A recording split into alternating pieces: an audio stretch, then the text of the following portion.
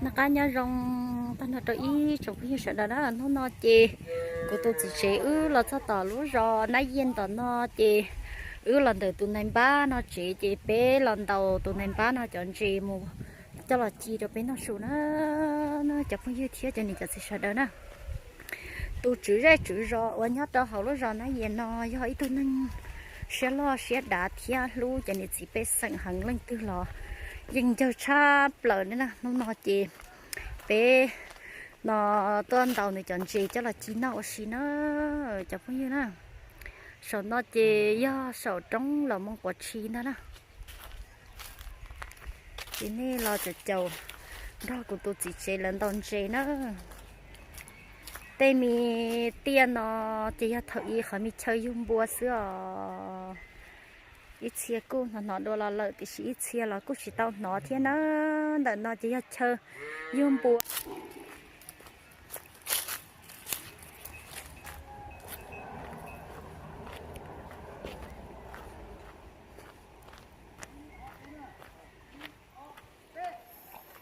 cô tôi chỉ chơi tuyến đầu đấy đỏ vàng rồi đấy đỏ vàng của mà ăn chè mà thiên đóng từ xin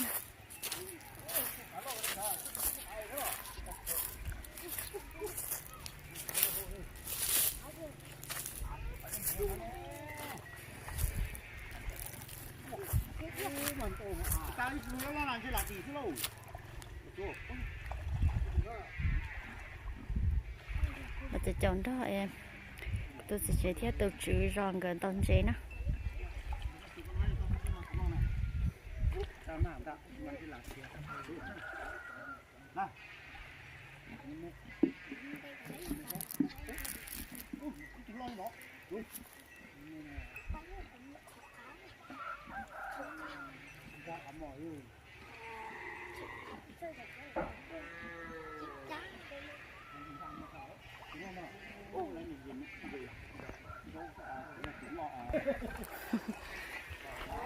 chỉ là tiền mai tôi lo nó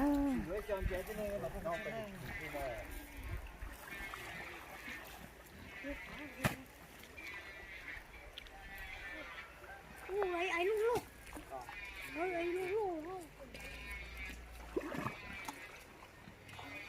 cái này lo cái ho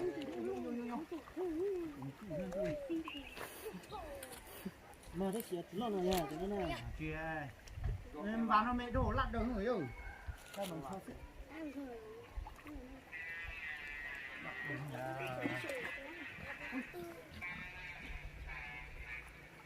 chân gì tiêu hộ á ơi mình nên cưa á ta lợi mình nên mấy phó thì cưa á nữa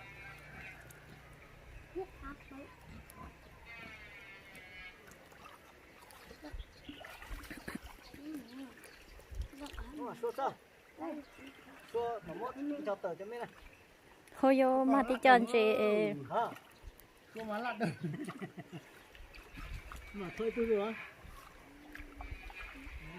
chụp thứ loại không thế à đấy mà nó nhìn họ mà chụp chụp không gì nó khỏi mi chơi yung bùa nó là chừng tu tông bùa phật lo thia rong cao cỡ cậu đi thia nè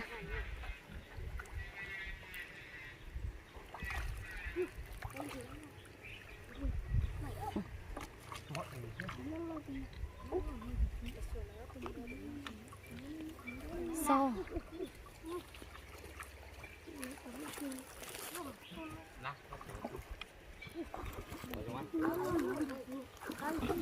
nó rõ dùng bùa nè mà là chuyện như tôm bùa trong câu cơ nó thử uống xe lợi dùng bùa vậy trong câu hẳn nó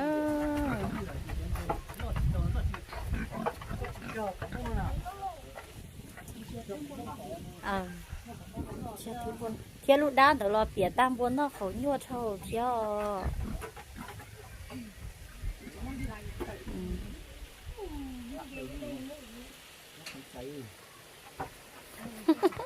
mà mẹ trên tôi thổ lận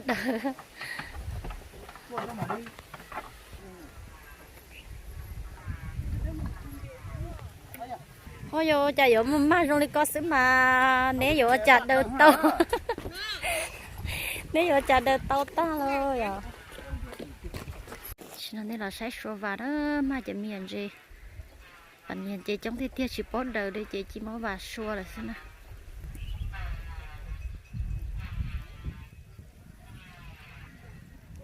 lúc coi cho lúc và mẹ thì mà chỉ miền gì mẹ hàng yo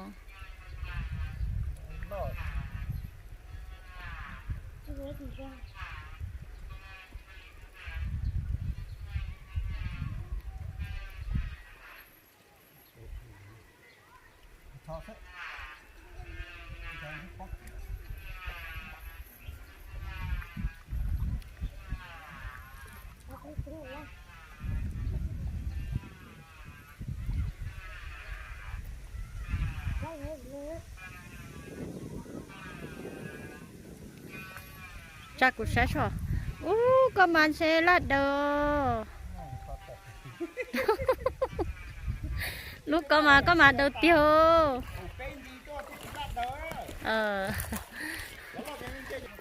đây là chỗ xe vô tôi lắp bông luôn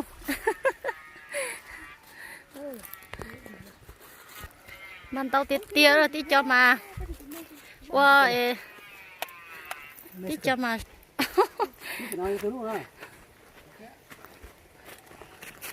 mà cái miền gì hàng tia đó rồi ý và chị mà chúng chỉ chống tí cho trong linh nó sẽ mà nếu mà sẽ hiểu chặt đầu đi đó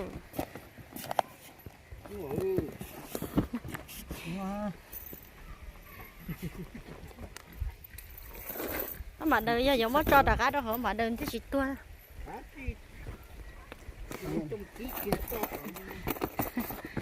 để nó chụp như Chúng nó cho đi cái sao? nó bé nó đời cho trên nó chỗ gì trên nó có trên lâu lúc tao hồ thế này. và hậu sư tới tô ý đã thông cô nè ý vào sư tới tới đã thông rồi nó chỉ chỗ và nó thêm bạn chơi chơi ở đầu đi cha đi nó tao nói rồi cho nên chỗ nó bé Khơi luôn đã hắn nó làm gì? chơi đến đây họ chỉ chỗ nó bé một chín chín nó xí Khơi là hắn gì chứ? Có đông quân nhưng cho ok là ya. nó chơi bé là lần chúa chọn chơi nó chắc là chín nó nên nó bé chín chín nó đợi bé tụi chữ cho nó lúc chơi nó không muốn chơi hết tiền bé chọn chơi lúc nào là như tu tham massage xí nè chỉ nó chỉ nên cho bé mới chọn chơi nó chúa chẳng chi tôi nhá nó chỉ là bé tụi mi bao nhiêu họ nam mấy nhân họ rò đó nè nó chỉ ấy tụi nhiều là gì sắp lớn nè nó bé giờ nó gì chi theo cái tụi mi họ bao nhiêu họ nam mấy nhân nó bé giờ nó gì đó giờ thì chọn gì mẹ sẽ là bé tụ thành nó sao chứ mà nhưng gì cá hằng á thiệt tới giờ bé tụ chỉ đây chỉ rồi họ nó sẽ rong lấy thịt to là chỉ là mình tao mình chọn gì là nó xí lên nó sẽ là những cả bán thò lên nè bên non chị ta chỉ biết chừng dùng oxy đồng buôn thế nè mình đâu cái lâu chị mà nãy chị lấy một chị ừ nãy chị mà chị nó đẹp bự nó chỉ chẳng nhớ nó đẹp bự nó nãy sữa vậy nè chị nhỏ Dân mà thế là dân. tao nói nè tụi nó ăn chị nó rau á nói là ba chị nhá không nên nó bé mới chọn chị nó chúa trong chi nó đó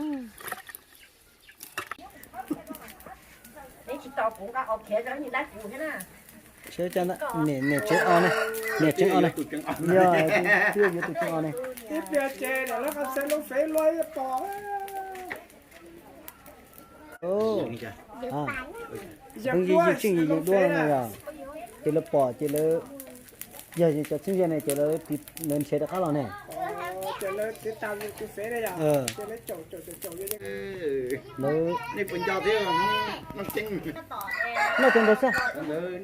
มันจะมีมันจะห่อ nó không sai được plug nó áp vào nó plug nó chậu chế không ตัวว่ามันจะลาลูกไปเจ็ดตัวว่า Cho nó thì chia, cho nó thì cá. Nó cho chia. Thấy nó chỉ có gì đó. Thấy nó chỉ có gì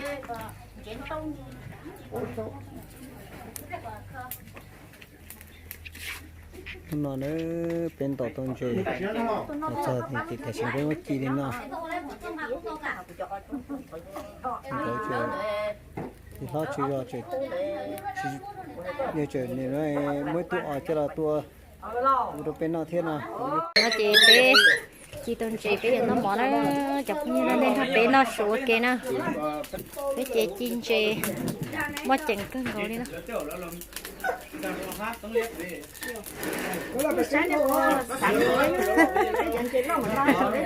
bên nó bé tụ nhà chữ rò nó chỉ nhà tụ nhà chữ rò nhà đâu lúc rò dùng bùa nó tụ nhà lâu này nha cho xài thử nhớ bị tiêm lên nè mấy chia là cô nhà nhớ bị đối rồi tiêm lên chia nhà lấy kia là bỏ là tới giờ là cô nhà bao thế nè nó bé nó chịu xí nó bé mà nó bỏ cá cưng của nó nhà lâu ở cho bé chẳng lo nó món từ có chế chẳng đâu có chẳng chế là nó thia có chẳng tôi ở đó bên nó thia rồi sẽ sắp là chỉ mà chỉ bộ tàu có cho nè và giờ nó này bán nét cho nè theo nét cho theo chỉ muốn nét chế bé những gì sản lo theo muốn nét bé theo sản lo xin là nét nó theo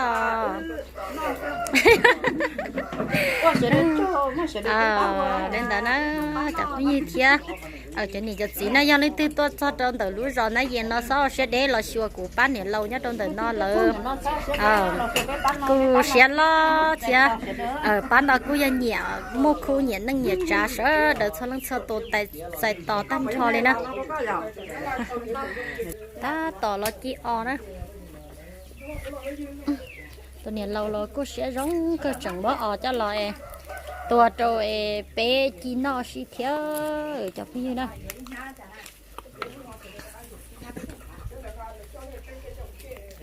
mà bé ở hầu đây hầu cho là để cha tí cho chữ ra chữ rón đó đâu của tôi mới chỉ chơi sợ đâu xí nữa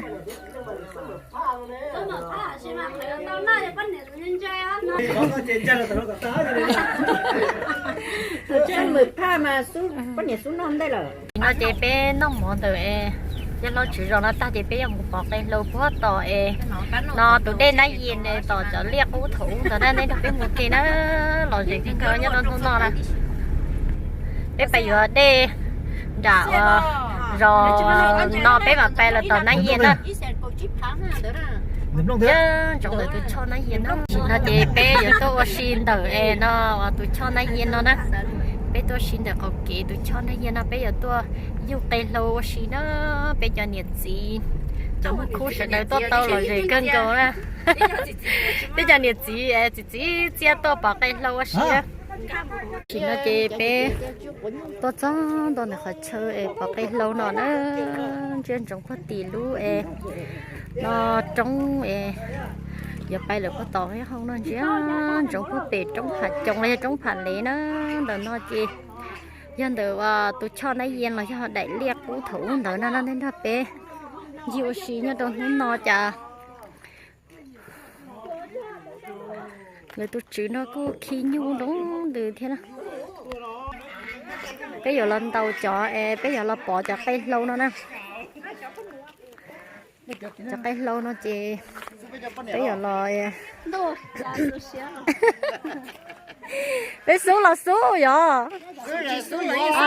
rồi số lô số mày à từ chữ nó mà mua chơi bỏ bé lâu thia mua chơi em nó cho cái xin dầu tí xí là gì cân rồi nè nó chỉ là lúc mỗi viên cái xin dầu xí nè mua cho lôn kia vậy mua cho lấy ít chết à mua cho lôn kia thế này cho nó kia cho lấy ít rồi chứ mua cho lôn này thế mua cho lấy ít nữa này nhưng mà nhân thôi nó phải bỏ cái nó là cái là con nhiệt bé ở тут nó rồi đấy ôi nó bị kể nè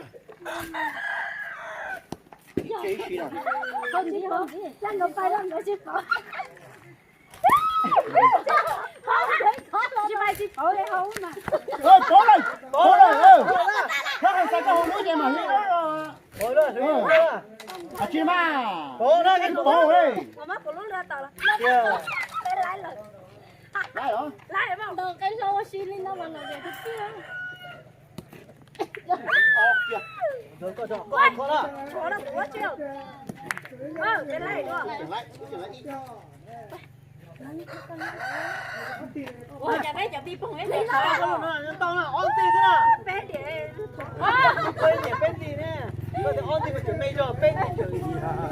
Tổ hổ, lâu thì có sao tổ hổ. Nhanh mà đó nó ngủ là bé chạy lên. Lại nữa. Đi luôn con này chạy mà. Nhà bố nhà cha đây thì mình coi gì đó. Nó chỉ cho tao chỉ vào. Thôi rồi, đi không cho. Tôi chẳng có lâu thế. Đây là ý thế nào? Ý là một cái chiếc hộp thế. Ý là cái liền. Cái chiếc hộp là ý. Tao là nó là chỉ chỉ hay đấy. Wow, đúng rồi. Con này giờ còn hơn đâu. Hơn đâu. Khả không nó sẽ. Đây là hộp. Có tổ là thế này, nó đây đó. Con xài Chi chào đâu.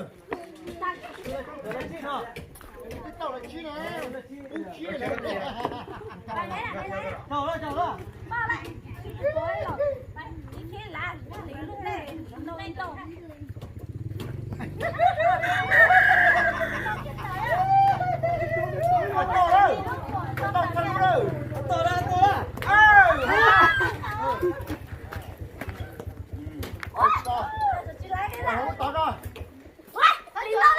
Mê sao này nè. Chị nó là lính tao rồi. Bảo đó.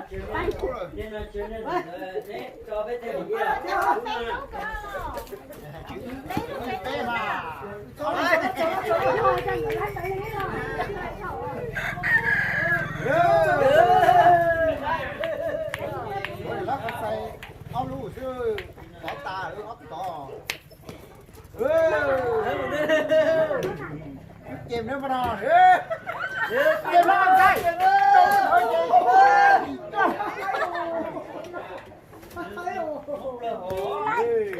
Chị tao lấy đâu, bé lúc thì lấy hả? Bé luôn đâu không thì lấy cái bé lúc vậy. Lấy ý sớm. Chầu sớm.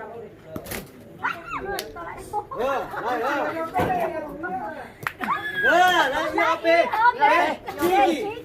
Chị Gì luôn. luôn? Gì đâu? Gì tao chứ? Chị chúa gửi tên rồi. Đúng rồi. Lúc chèn nó là có một củ đó.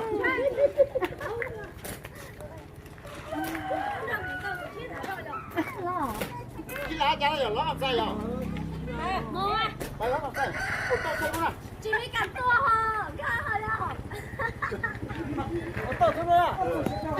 Ê, nó cầm to hả? Nó hả? Thôi hả? Không biết cơ, không biết đâu không? Chết của chị tua không? Ô tô nè. Ra đâu? Ôi, Thôi rồi, chị quay. tua. Nó là đây. Các chị chơi không qua. Ôi, của chị tua. Ô tô nè. Đó lái nữa nè. Ô tô nè, cho luôn nè, ô tô nè. Tua không có thời gian. Bên đây nè. Đâu? Tên tua. Tên tua. Tên tua. Tên tua ô tô. Tên tua. Lấy sai lấy cái gì hả? Ôm kìa đây ha. Bé chị ơi, bé muốn cái mũi chân mà bé lại đi. Không đâu. Không đâu bé. Rồi, không.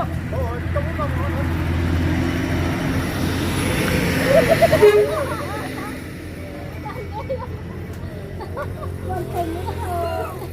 Chắc là đất bà cho em một cái da hỗn tử. Chị tôi nói gì? Nó làm sao cái gì nó luôn. Nó nói sao? À, lấy con nào. Tôi xua mà đi xưa. Chứ ít khó cỡ bắt lấy tiền. Sống tàu ăn tàu Từ về. từ. Ôi, chị cái từ. Nếu tôi xua mà đi xưa đó, đừng có nên mình tôi ra. Tao lấy được nha không?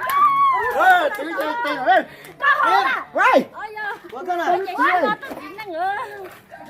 Đi tao đi mà đi xong tôi Mà bé tôi bỏ cho cái lâu nó tỏ nó yên nó từ ấy tôi cho nó yên mà nó gì thế nó bé bám hồ khăn ná lên bé cho nó thì lúc chân là tan cho nó tới mà lỡ chứ chân nó lỡ sẽ chơi của chị nó hỏi trốn này sai nó chắc như thế này chắc sẽ đó nên nó bên đồng bún là nhà bỏ cây lâu nhá trong món nó nè nó bên tổ cây lâu á bên tổ giặt bỏ lâu nữa nè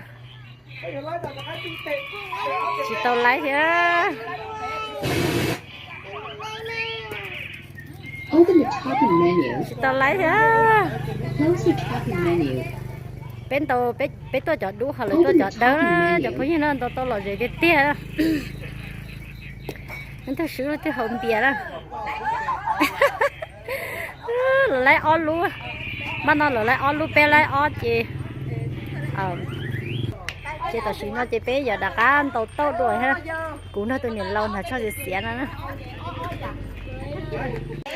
bé lấy đó bé lấy ít lúc xưa nhưng giờ chị bé hả nè chả phải như nó chị là chị bỏ cây lâu đó giờ bỏ non đồng buôn là giờ bỏ cây lâu là nó bé tôi bỏ toàn nát xa nó bé chồng không luôn trứng bỏ nó chồng không nát xa mà rồi thì cái tía bé lấy bé hoặc là lấy ý nè nên là bé bỏ kia nó chọc có nhiều chó mưa chứ chó mưa là đó chó nọ là bé là tí xì đi nè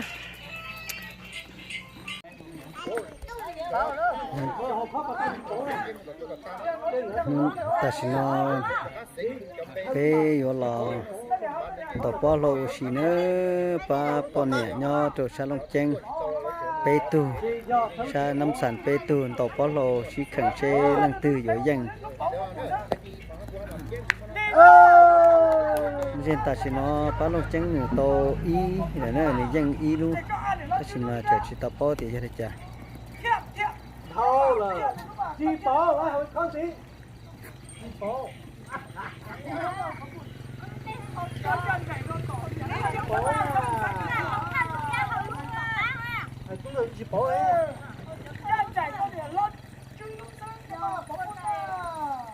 Bluetooth mode.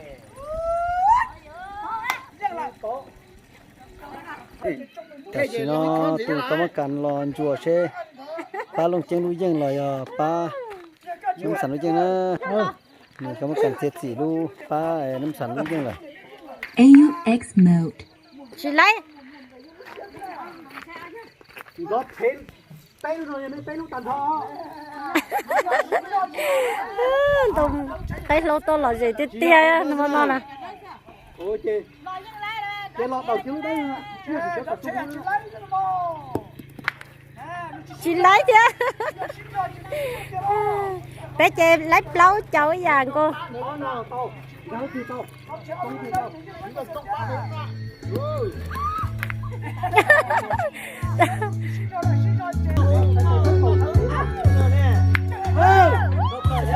lấy bé đặt á lần đầu hôm nay á chị nói chị cho bé chó xí nè tôi đâu lấy đó bé luôn lấy rồi bé lấy bé lấy bé chở đua chở phi lên tàu cái lô nó mà mất xe tít nhưng mà chị bé cho nọ lên tàu nó bé tàu là gì tít là tàu lưng trứng là gì tít bé chọn vỏ on đó nhìn lâu có chừng nhớ vỏ o đó vỏ cái không à ố bé thường niệm lo chỉ do nó chừng vỏ cái đâu cho nên nó vỏ cái vỏ on nên nó vỏ cái vỏ on đó cho nọ cho chữ non cơ hả nè nó chịu vỏ nên nó bé nó vỏ cái bé nó cái vỏ tàu buôn đó là gì cưng cơ nó chả phong gì thế cho nên chả gì sợ đó nè nên thứ sáu tôi lăng chính nó tôi thằng bé xí nó là gì hàng này nè xí nó chỉ mua cái vỏ phải chú nó lên nếp bỏ nó là chị ô xí tôi là gì thế tia nè mà nó nè xí nó chỉ cho bán nhà nó mong nó xa nó sung ra cho nó bán nhà mong lăng chính nó chả phong gì đó nó đầu tay lôi ra bỏ mình nhớ trong mà nó đấy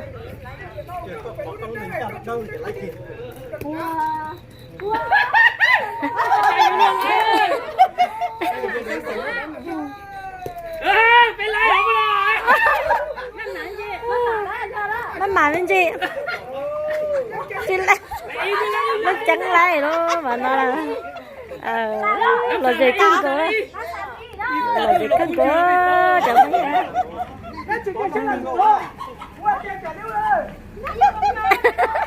giờ nó kia đây là một số tác khổ sơn đấy chị có như nó mà nó chị bé nó bỏ cái lâu xí chị giờ nó chỉ dọn được cô tua ở thuộc cái em ba tuổi phương mò đồ bé nó ok trong xe thia trong xe cần có nó chẳng có như nào nó chỉ là tôi giờ nó chỉ dọn á trong xe thia ok là gì cơ đó đó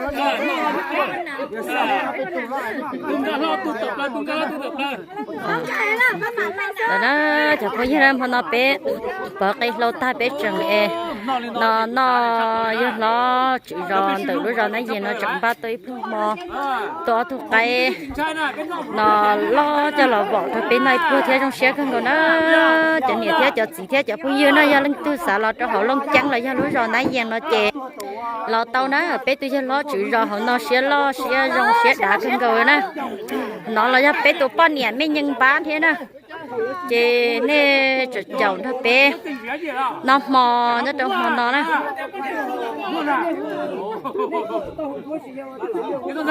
cái liền thất tử maเขาก่อนนะ